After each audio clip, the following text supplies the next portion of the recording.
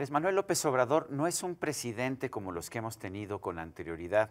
Está impulsando una serie de políticas económicas y de otra naturaleza, lo cual es normal, sobre todo con un nuevo presidente.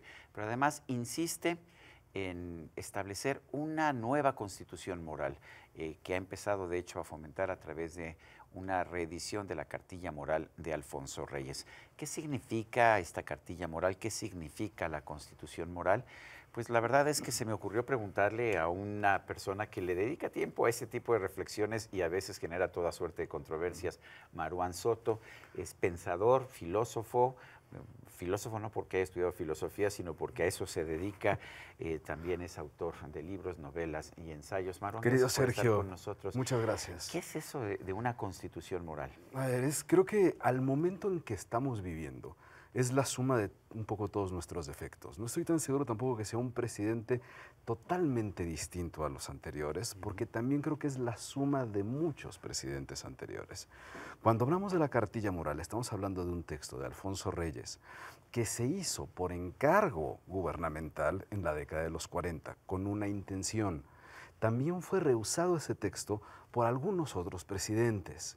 Es decir, que tampoco es algo tan innovador. Lo que podría ser distinto y que se presta a una serie de confusiones abismales, tanto por lectores como por el mismo gobierno Andrés Manuel, ¿no? Es el empleo que se le está queriendo dar a esta nueva reedición de la cartilla moral, que aparte hay que aclarar, tampoco es el texto original. Es un texto que ya tenía, porque es un texto que ha tenido una suerte de modificaciones y aquí se agarra una de las modificaciones que ha tenido ese texto. Este texto original tenía una intención de formar parte de un programa de alfabetización. En un momento en el que el país, el mundo estaba saliendo, estaba en la década de los 40, veníamos de la Segunda Guerra, Del fascismo. Estábamos en un periodo donde el mundo sí tenía que replantearse esta cosa rara que es la moral, que en realidad no es otra cosa que la definición increíblemente amplia de lo que está bien y de lo que está mal, del bien y del mal, en sus conceptos más literarios, no solamente filosóficos. El problema es que cuando nos metemos a las versiones de qué es bien y qué es el mal, vamos a tener que darnos cuenta que estamos siendo afectados por el tiempo. Cuando hablamos del bien y el mal en tiempo del fascismo, estaría medianamente claro cuál era el mal, cuál era el enemigo. Hoy las cosas no son tan claras. No están tan claras. Entonces hay que tener cierto cuidado también cuando hablamos de moral desde la visión de un Estado en un tiempo específico. A mí lo que me hubiera gustado en realidad es que estuviéramos más cercanos a una discusión sobre la ética que sobre la moral. Porque cuando hablamos de la discusión moral desde la cartilla de Alfonso Reyes, con su nueva aplicación, estamos refiriéndonos a un texto que sí ha envejecido relativamente mal. Porque primero, no es solamente el tipo de conceptos que se toman con cualquier texto literario, es también los cómo. Ha habido muchas discusiones alrededor de la falta de alusión a la mujer.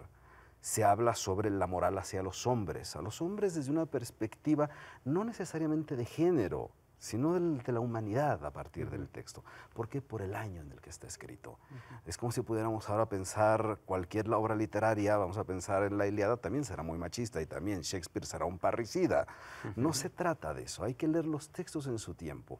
Y a la hora de leerlos en su tiempo, hay que ver cómo se han modificado las cosas. Pero ¿qué busca lograr Andrés Manuel con esta cartilla moral que pues presuntamente va a ser la base de una constitución moral después? Y platícame cómo es una constitución moral. Una constitución tiene leyes y las leyes son de observancia obligatoria. Ahí está el problema, ¿no? Sí, O sea, y una moral no puede ser de observancia obligatoria. No puede ser de observancia primero y hay que tratar de recorrer un poco la historia de la moral. La idea del bien y del mal en Occidente sí ha sido históricamente secuestrada por la visión de la Iglesia. La Iglesia históricamente se adueñó, no se trata de juzgarlo, si estuvo bien o mal. Andrés Manuel es un hombre muy religioso y entonces, muy de la Iglesia también. Empezamos entonces a juntar las piezas del rompecabezas. Entonces, ¿cuál es el problema cuando nos referimos a la moral? Que se está partiendo de una idea quizá religiosa o con una acepción religiosa. ¿Qué es lo que se busca desde el gobierno de Andrés Manuel? En realidad nada. O sea, hablar de la cartilla moral, de la constitución moral en los términos es hablar de un mamarracho. No hay posibilidades de hablar de una constitución moral. Primero porque se legisla. ¿Qué es lo que tiene que hablar una constitución en general? Sobre cuáles son las obligaciones, cuáles son los castigos, cuáles son las implicaciones de tener ciertos actos. ¿quién define eso? Entonces, al no poder aplicar una idea de lo moral en un término legislativo, vamos a poner un ejemplo que ha salido esta semana, donde se le acusa al neoliberalismo de ser el causante de los divorcios, como si los divorcios fueran un mal. Entonces, ¿está mal divorciarse? ¿Dentro de qué acepción moral vemos eso? No hay manera. ¿Qué es la constitución moral? Un mamarracho, no es nada, ¿no? ¿Cuál es la confusión que a mí me preocupa de esto? Me preocupa primero que hay, por un lado, una lectura exclusiva de la moral desde la acepción religiosa, lo cual ya es un error. No puede ser que hayamos llegado al siglo XXI y solo seamos capaces de hablar de la moral desde la idea del secuestro histórico que tuvo la moral. Sí hay una relación entre el bien y el mal, solo que esa no le toca definirla a ningún Estado, no le toca definirla a ningún gobierno. Ahora el propio Andrés Manuel constantemente dice es que nosotros no somos iguales, nosotros somos diferentes, nosotros sí somos buenos, en cambio todos los demás fueron unos corruptos. Entonces ahí entra la otra pieza del rompecabezas que a mí me preocupa. A partir de la idea que se ha visto, por ejemplo, dentro del debate, desde redes sociales hasta distintos textos, donde se parte que la moral solo es religiosa, nos damos cuenta que también hay una perspectiva de esa moral en la que no necesitas una deidad para ser religiosa, sino dentro de la estructura religiosa que también comparte el nuevo gobierno. ¿Por qué? Porque cuando hablamos del bien y el mal desde esta autoridad moral, desde este punto cumbre, se hace indiscutible.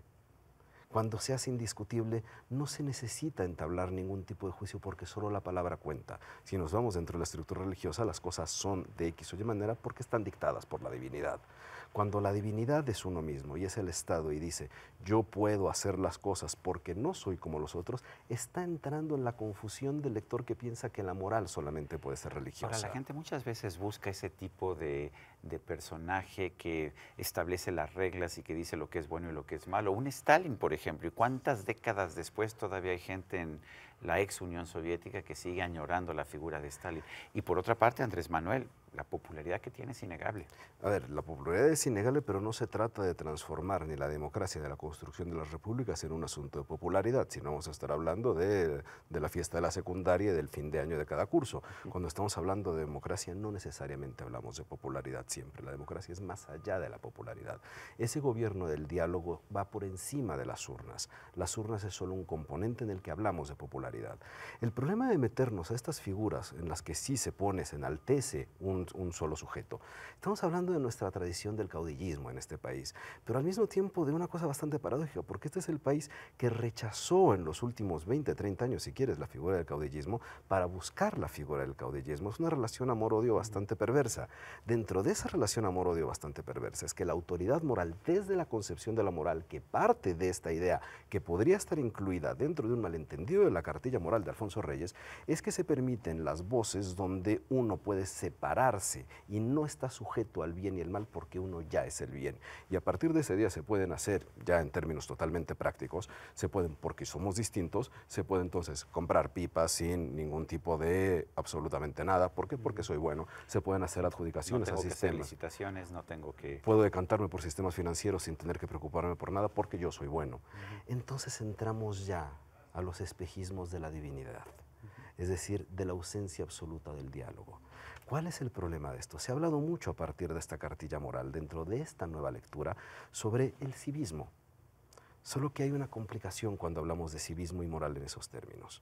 Cuando se está hablando de civismo, y eso es algo que tú has platicado mucho en mi familia en los últimos 30 años, cuando se habla de civismo, se habla de ciudad. Hay que obedecer un poder, ¿no?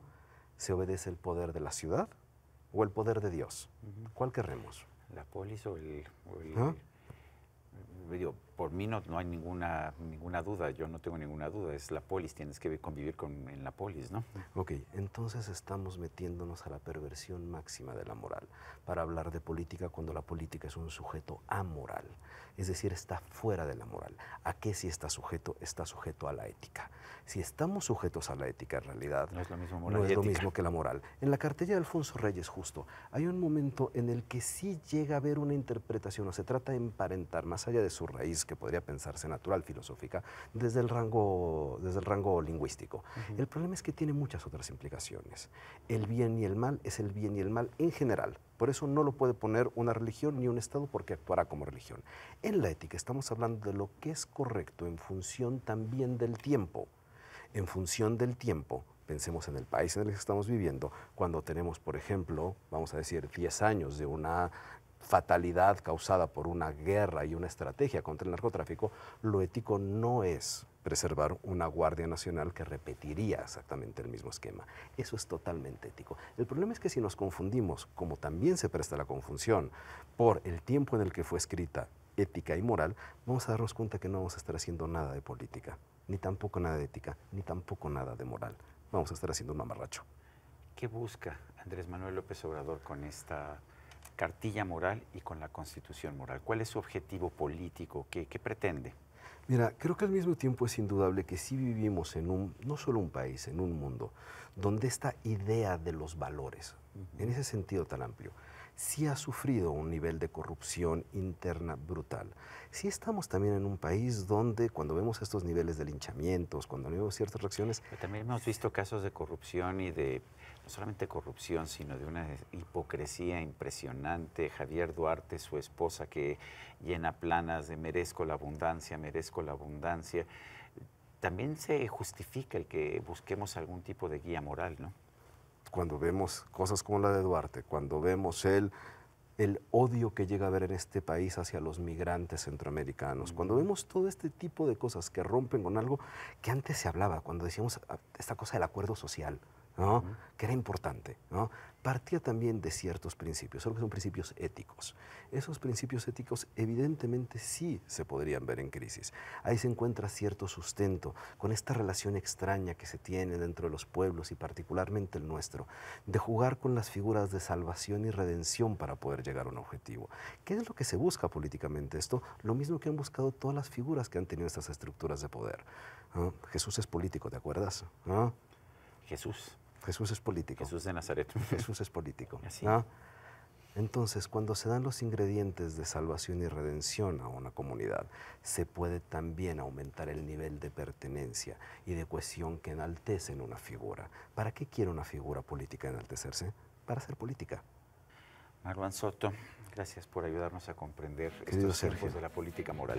Querido Sergio, muchas gracias. Y a usted, amigo televidente, que hace posible este programa, se lo agradezco también. Esto es todo por hoy, pero no se le olvide. Nos vemos la próxima.